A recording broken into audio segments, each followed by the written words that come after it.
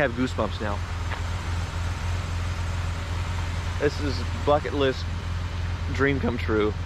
Right turn signal, left turn signal, and a horn. And this ivory steering wheel. Oh man. So, how much? For you right How now? much? What's my price? Yes. Ooh, the official price for the non-Hoovie guys is 1.295 million. Welcome to Hoovie's Garage, the dumbest automotive channel in all of YouTube. I'm not feeling very dumb right now. I said reality, back to reality in my last video with the Countach Rally, but now I'm crashing the Mercedes-Benz tent because they've invited me out to view the all-new SL, which is kind of in a tomb that doesn't allow cameras, so you won't get to see, but they have every single generation of SL here on display, as you can see. Basically my dream car right there, the 300 SL, spanning all the way to the SL55. So today I'm going to give you a tour of that and then actually get to drive one. So I drove a Lambo here and I'm kind of crashing the Mercedes party here, but my first love is Mercedes-Benz. It comes down to my very first car, the 107 500 SL, which there's an example of over here, which we will tour in a little bit. But Mercedes coming out of World War II was, well, in a pretty rough period. They were definitely a decade or so behind everybody else when it came to development, and nothing really special coming out of there until this captured the heart of America. Of course, the Gullwing was first. A lot of people say my Lamborghini was the first supercar, but really the first poster car, the first crazy, fast, incredible to look at vehicle was probably the 300 SL Gullwing. I call it the first supercar, and this is the convertible version. There were a lot of revisions to make it better than the original, and of course, much easier to get in and out of. But before I get into this, let's just take a tour and walk through the history of the SL, which is just pretty incredible to see this all in one place. I suppose let's start with the newest though, because this is what captured my imagination in high school. I had the 85 SL, but this was the newest, hottest thing when I was about a junior, the 2003 SL 55 with the M113 supercharged V8 engine. A really amazing engine, very tunable as well. But this one, really neat because it has red everything, totally red interior. Now, next to it is a car that I wish I never sold. This is a 2002 SL 500 Silver Aero Edition. A lot of special touches. Silver Aero metallic paint is what they called it. Special wheels, and then the Panda interior. Now, this was built to be a retro throwback to the old Silver Aero race cars from Mercedes. You have the engine turned finish in the binnacle, and down here you can see the seats, and of course the special wood as well. Just absolutely fantastic cars. I bought mine for like $12,000 over 10 years ago. They've appreciated a lot since then, but they're still relatively affordable cars.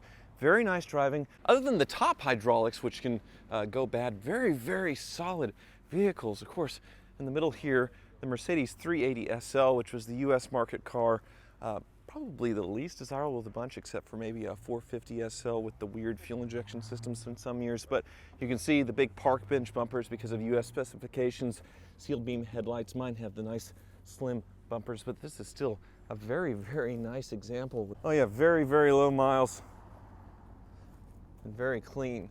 Now next to it really is the first mass-produced Mercedes SL. You could say the 190 SL is, but you know, that really wasn't a sports car that had a very underpowered engine, kind of primitive suspension system, kind of like the old generation of Mercedes-Benz. But the Pagoda is really the first SL to be, well, widely sold in the United States. You would see them everywhere, and they are beautiful. They call them Pagoda because of the weird roof line, kind of like a Buddhist temple, I think some kind of translation there.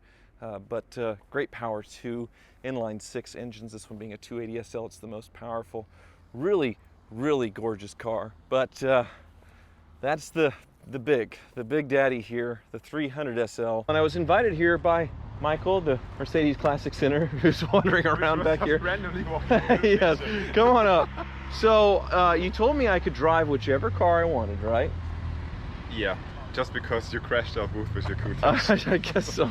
No, I was invited out here a little bit before that, but now I'm causing problems, so I should probably go soon, but not before that. I think I need to take out this one, and it's actually for sale, right? It's for sale, yeah. You can buy it either right here at Pebble Beach at a Mercedes-Benz booth, or at the Classic Center in Irvine, basically. Okay. Want to give me some facts about it? Sure. Yes. Is it the cheapest 300 SL in the USA? Could be. It's like really good price. It's like one owner from new, built in 1957, 35,000 miles on the clock, and wow. never been restored. Expect repainted once, but probably the most character-wise, originally, you know, patina 300 SI roadster you could bet. It does look very, very original. So, how much? For you, right? How now? much? What's my price? Yes. Ooh, let's talk about it in private, I guess. Okay. All right. Usually they're north of $1 million, but I imagine this is well yeah, over. You got this one. Yeah. The official price for the non-Hoovy guys is 1.295 million. Yeah. Well, I remember when I was a kid going to the auctions and seeing the 300 SL, which was my dream car, and they were selling, you know, as a teenager for about $100,000. I thought, you know, one day if I work really, really hard, I'll be able to buy one. And now I'm gonna have to work a whole lot harder. Yeah, I guess so, man. I guess so. That's a lot of YouTube videos, which I guess, you know, you guys just keep watching, liking, subscribing. Maybe someday. But you guys are actually making this possible because I get to drive this car. So you said it's a very original example. Yeah. And what I remember about the 300 SL, the Roadster got a lot of improvements in the suspension and some other things, right? Yeah. They you basically have to think about it as two generations. The first generation was the Gullwing, which they never produced the convertible, and the second generation was the Roadster, which they never produced the coupe. So they improved the rear axle, optimized the doors, as you told me. It's just like a more daily drivable car. The first generation still is more like as a race car, a bit more rougher, you know. Right, but this it's still a tubular chassis. It's still a tubular frame. Yeah. They just like, you know, made the sills a little bit more flat so that it's easier to get in. But it's still tubular frame, very light, very agile.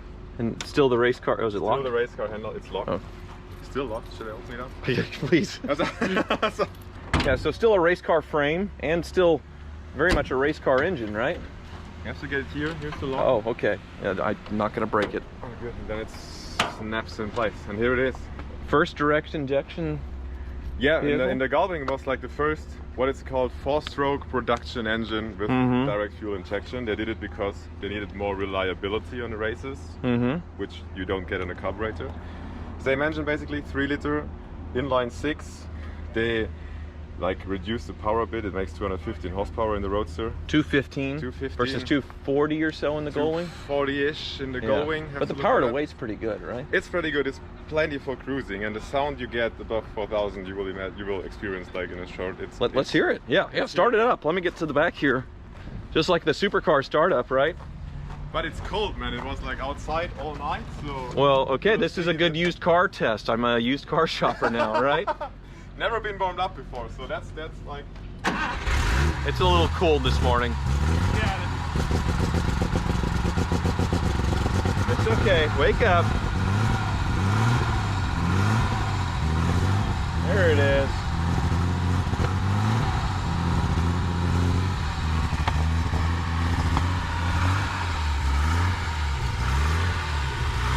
Yeah, it's smoothing out. Yeah.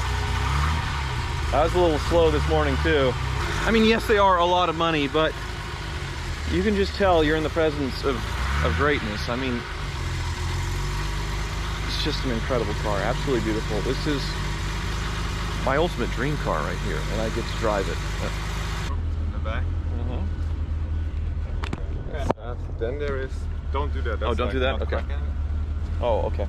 No. So it's not like my 107 at all then. It's very wet. That's Okay. Cool. Yeah. I'll hold it up. It's fine. Like folding it back. Make sure Okay. it collapses.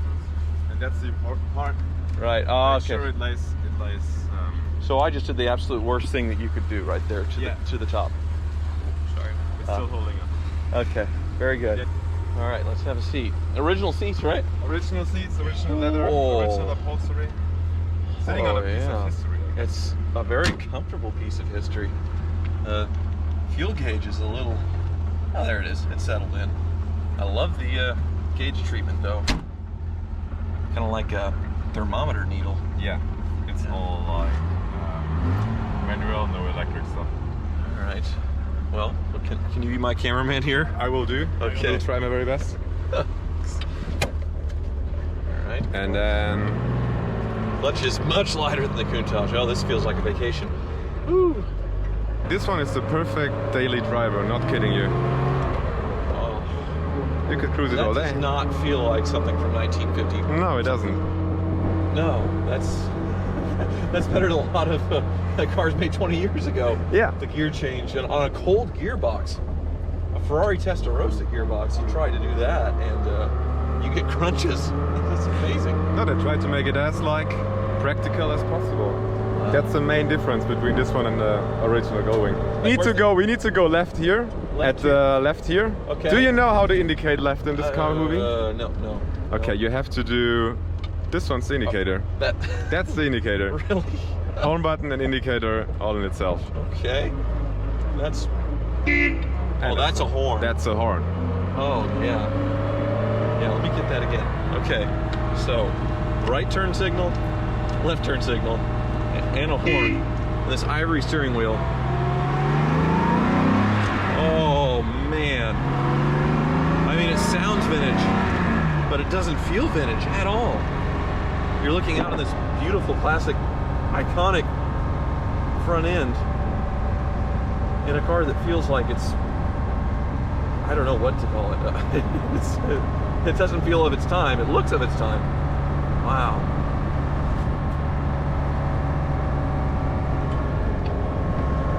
Where am I going to find $1.29 million, Michael? You could look under your bed really hard. All the damage. I'm just judging. I could, just sell absolutely everything. Oh, there's the ocean. 17-mile drive and 300 sound. Turn to the right, and then you get the most beautiful views. Obviously, it's not the most beautiful weather, but it should clear up. Your job doesn't suck. It actually doesn't. It actually doesn't. It's like, I would call it a dream job, to be honest. Right. So you live in Stuttgart. I work for Mercedes and Classic. What are you? I'm a social media guy, taking care of guys like you and making sure they have the best experience possible. You're doing your job quite well. Wow. Holy moly. Don't tell my Countach this, but this thing drives way better. I mean, obviously the Countach has more power, but if you want to turn on the tiny wipers, that's this one. Oh. It's all those old school aluminium levers, you know, just like... Lovely. You know, that's actually better than the Countach's wipers. Let's be honest. Yeah. Boy, we gotta hop out for a quick second for a glamour shot, though, right? Yeah, of course. Oh yeah, yeah, one for the gram. So here's the entry. Oh my goodness, this is incredible. No power steering though, right? No power steering. But unfortunately, we couldn't fit that at 57. Still lighter steering than the Countach.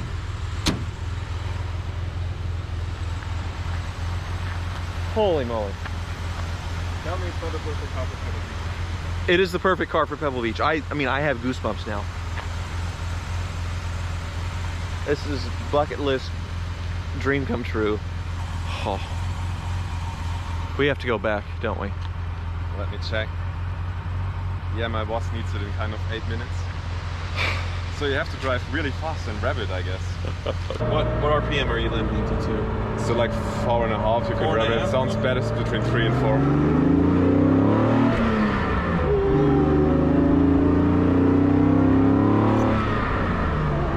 Gets a whole different animal above 4,000. It does. I mean, it's kind of like VTEC, yo. Yeah. Like And the other thing I like about Mercedes that Lamborghini and others don't really do is the parts availability with the Classic Center in Irvine and in Germany. And they still make pretty much everything for this car, and if they don't have it, they'll make it for you. Yeah, they do. There's one exception though. On that Silver Arrow, y'all quit making the laser cut keys. You need to start making those again. We're working on it, man. We're working on it. It'll be classic someday too, you know. That was one thing I was a little surprised last time. But as far as the vintage cars, as parts availability, and you guys with the Classic Center, are best in the business, I think, with brands. Yeah. I'm not sucking up just because you let me drive a 300 SL. I mean, I really appreciate you guys. Continue. Yes. Okay.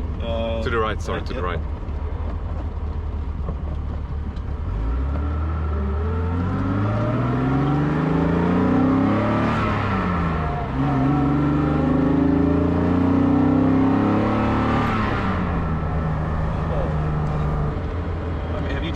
Testarossa or any old Ferrari. I mean, it's hard for me to fit in these old Italian cars as you just ride with your Countach. Especially cold. Like, this thing is stone cold sitting all night, and that 1-2 shift was the exact same every single time, and really good.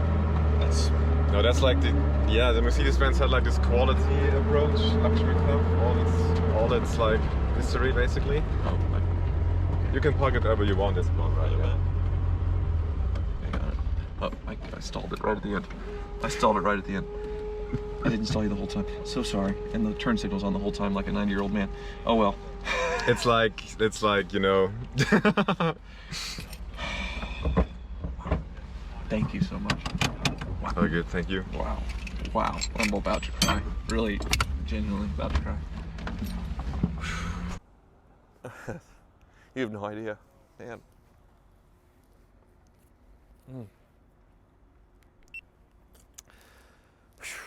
Sorry. Probably nobody's ever done that before.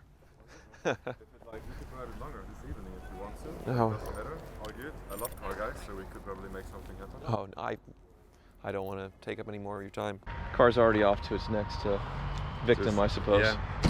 But inside of this weird tomb of like the Lincoln Memorial or something is the new SL, right? It is. It's just waiting for you. But it's like the same story. Just look, don't tell anybody. Oh, okay. So no cameras. No cameras. Okay. Well, thank you for watching.